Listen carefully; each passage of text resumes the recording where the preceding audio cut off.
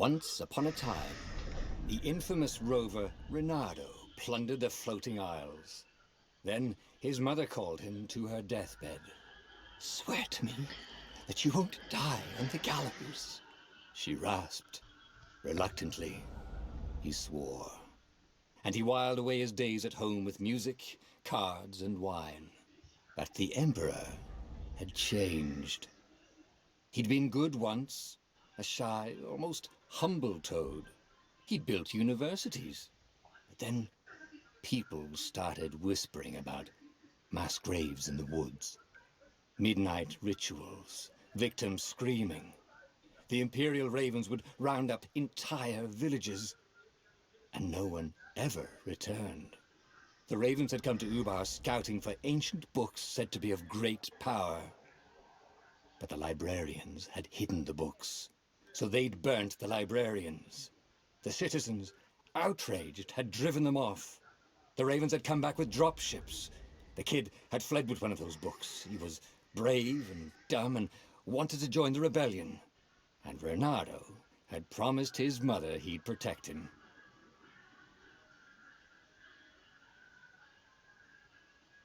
The kid was looking down, watching his city burn. "Sorry, kid," Reynardo told the kid. "Look, if we give them the book, they'll leave you alone." "My mother died for this book!" "I promised her I'd protect you." "Oh, damn it." The kid had run off. With the book, of course. So Reynardo had to run after him. 3, 2, 1.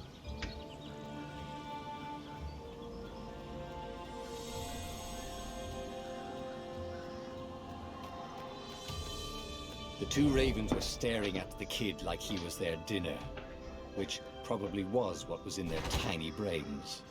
"Hey," Reynardo said. They cocked their heads at him. "Pick on someone as ugly as you." Wait, that didn't come out right. "For the Emperor!" The Ravens cawed and rushed at him.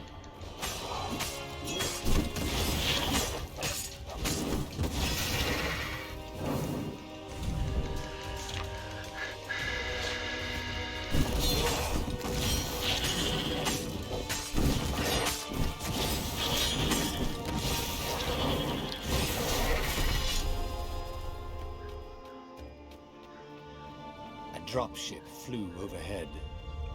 He hoped they hadn't noticed him. The kid.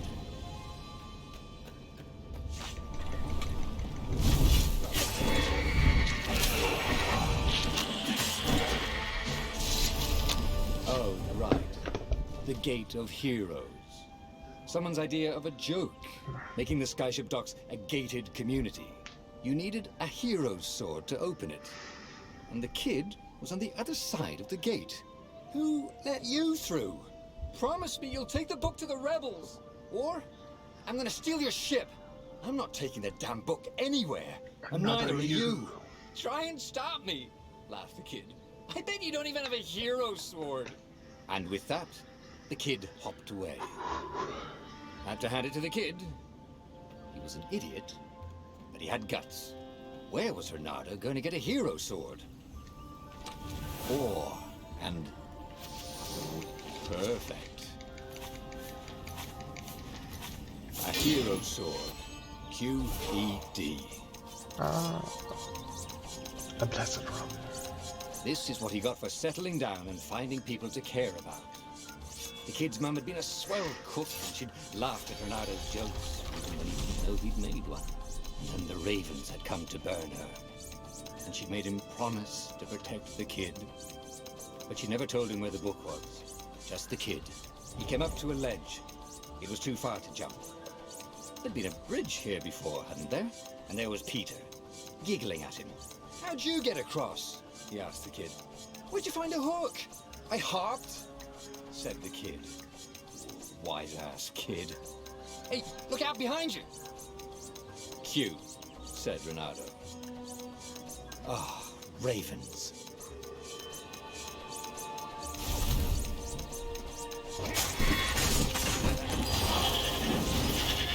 Oh, well. It was time to talk some sense into the kid. He took his way across the ledge and chased the kid down. Thing was, he hadn't used his hook since he'd retired. How had he done it? Maybe if he meditated at that altar there, he'd remember his old skills. It was starting to come back to him. Something you never completely forgot, like how to freeze time when attacking. The more he fought, the more he'd probably... And a goggler nailed him with its eye beam. I shouldn't lose time at least.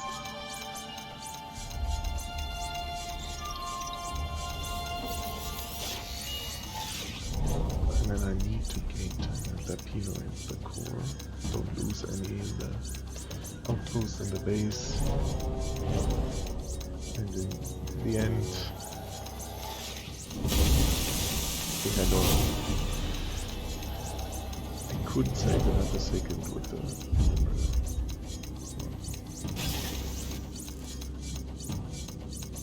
The book was unburned. Next to it were the buckles from the kid's shoes.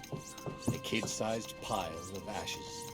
Damn it. Why hadn't he lied and told the kid he'd take the book to the rebels? The kid would be alive now. Really pissed off and betrayed, but alive. Oh, damn it. Renato picked up the book. He couldn't let the Empire have it now. He was going to have to get it out of there. He'd be a wanted man. Probably have to join the rebellion just to have a place to dock. Well, he'd hated home life anyway. What was the big deal about this book anyway? Maybe he should open it and find out. All that had been years ago. How many? The war was a blur. And now 3 ravens scouched. The rebellion was out of time. Unless Renato could bring a game changer. Maybe he could. Renato had found out where he could find the pieces of the Sky Ripper. The legendary weapon that had exiled the lost gods. Surely a legendary weapon could win the final battle. On the other hand, his old friend Lupino had sent Renato a desperate message saying he had a brilliant scheme to save the rebellion. If Renato could only rescue him. Renato dived the Farfarer towards the abyss.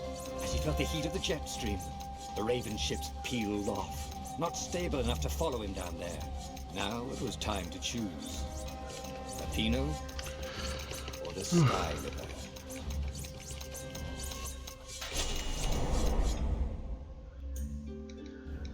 Lupino had apparently managed to confuse the judge by arguing that he hadn't actually stolen a winged horse. He'd only sold it. But wait, where was the prison? The village was empty.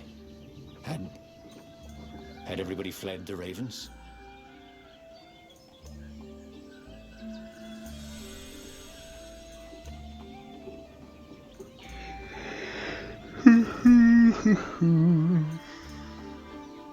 People were frightened these days. Just 2 weeks past, Renato had sneaked through an empty town and listened to the ravens caw about the Emperor's new taste in ritual sacrifice.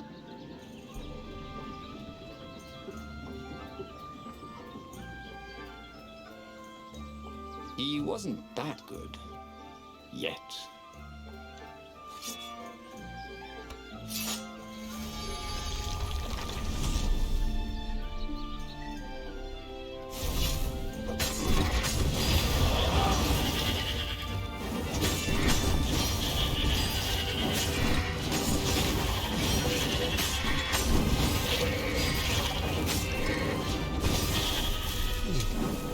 Ravens were landing everywhere. The advance guard. He'd better get moving. If they got to Lupino first, they'd eat him for breakfast. Or a snack. Ravens weren't picky. If they got hungry, they sometimes forgot to interrogate their prisoners. Even Tops. It was starting to come back to him. Something you never completely forgot. Like how to freeze time when attacked.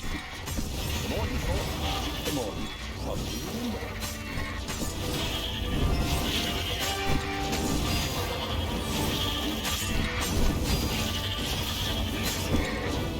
For a moment, I wished that somebody had been watching.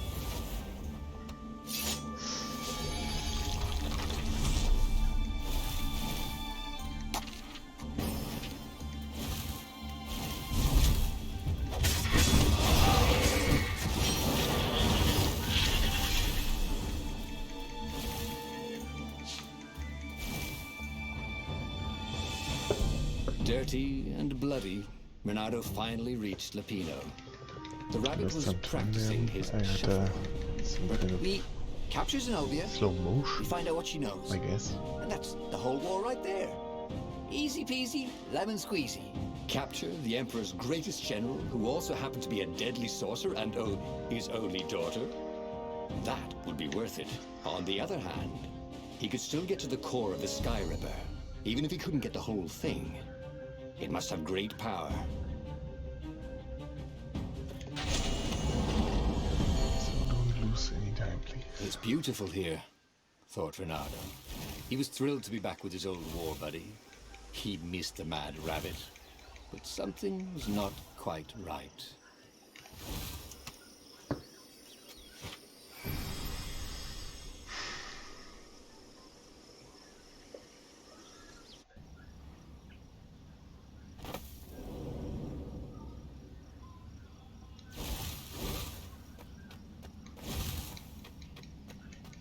There was something sour in the air. Like the earth had ruptured over something that had been fermenting for a very long time.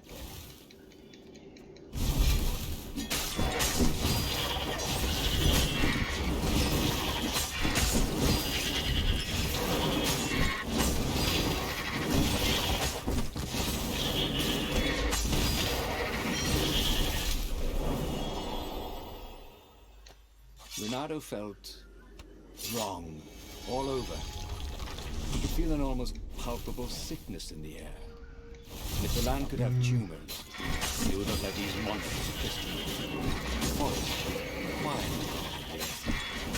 there were insects, a few birds. We didn't catch a raven. Renato smelled sick animals and dying. No helping. I'm getting a bad feeling about this, Renato thought. Maybe Lapino was right. Maybe they should have kidnapped Zenobia. As he held the radiant icosahedron, Renato felt queasy. Like dozens of tiny... Tell you what, said Lapino. I'll take it to the observatory. You attack the Imperial outpost. The Imperial outpost was a vital communications node. Taking it could shatter the Empire's ability to coordinate. And it would be full of secret plans and maps and maybe even rebel prisoners. It was a good target for a hero like Renato. But what if Lapino got the core and then broke it or lost it? Or worse, was Renato ready to take that risk? Maybe it was better if he brought the core to the scientists himself.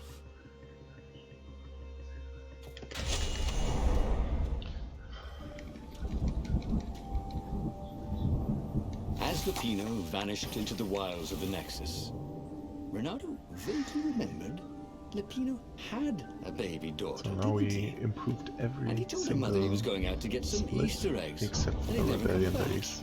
But Renato was relieved not to carry the core anymore. At least 3 he was already feeling seconds better. From the and who knows, maybe this time Lapino would get it right.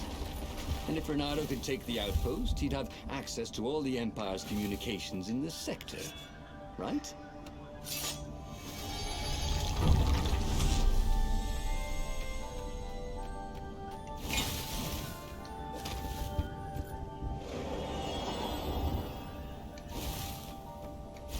Renato caught his breath. His joints still hurt, but he couldn't feel the poison in his system anymore. He'd let the armature slip out of his hands to save his friend Lapino. Of course he had to let Lapino take the core. The rebellion needed every man doing his duty. And the rabbit would be no good taking on an Imperial outpost, right?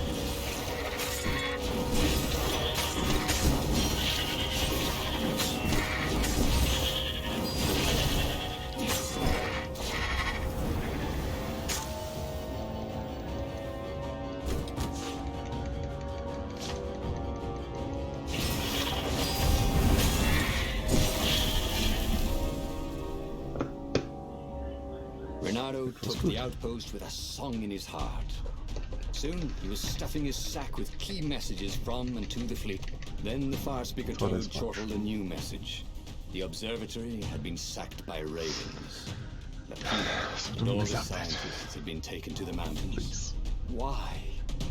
Why had he trusted Lapino again? And now Still the the sun. Empire had the core.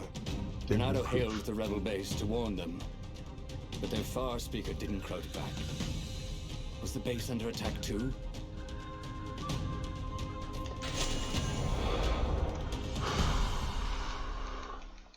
There were Imperials everywhere in the ruins, and dead civilians. The Ravens were killing everything in sight. Renato was relieved to see no rebels among the dead. Maybe the secret base was still secret, but there were huge burn marks on buildings. What monstrous weapon was the Empire using here? The core had great power, and they harnessed it somehow, even though they didn't have the armature. Renato was remembering all his old tricks. He could smell charred flesh and hear screams. The ruins were on fire. The Ravens had rigged up the core as some kind of burning ray. They wouldn't need to know the secret location. They were burning everything. It was killing them too.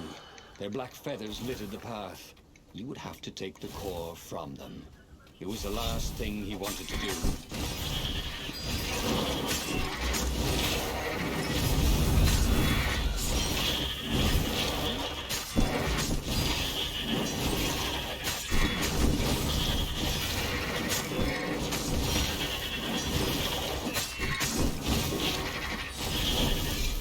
Wow, I got a really lucky warlock spawn there.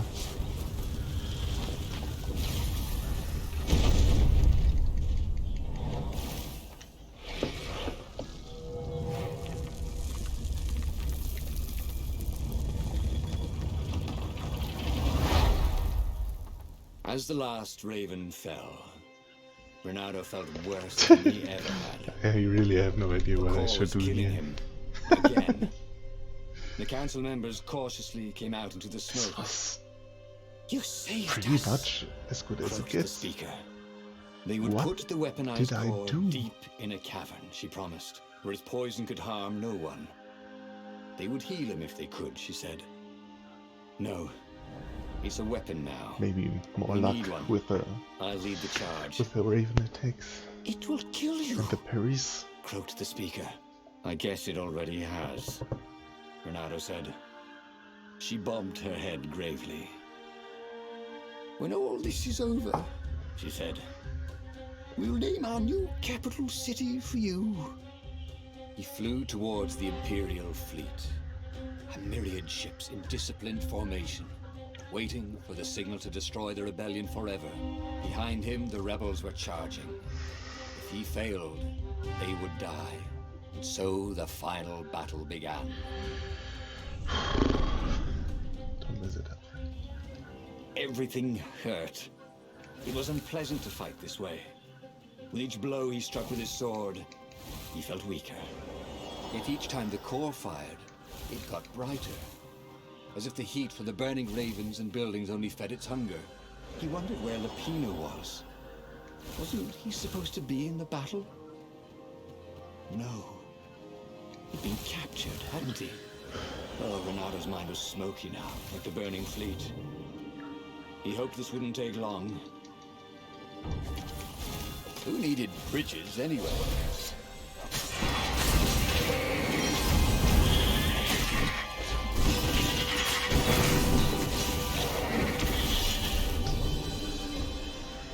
Messy.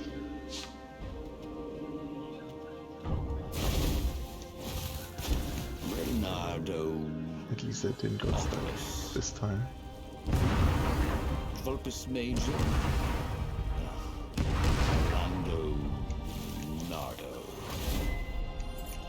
If they were going to name a capital city after him, well, he just wished he had a better name. Where was Lapino? He missed Lapino to visit Lapino had gotten him into this mess, hadn't he? The core was a wonderful weapon. It swept fire across the fleet. Ravens exploded in its gaze, and with every heartbeat it grew brighter. He would die, but he would die every inch a hero. Spectacularly, changing history like the legendary heroes of lore. Or was it yore? No, he couldn't remember anymore.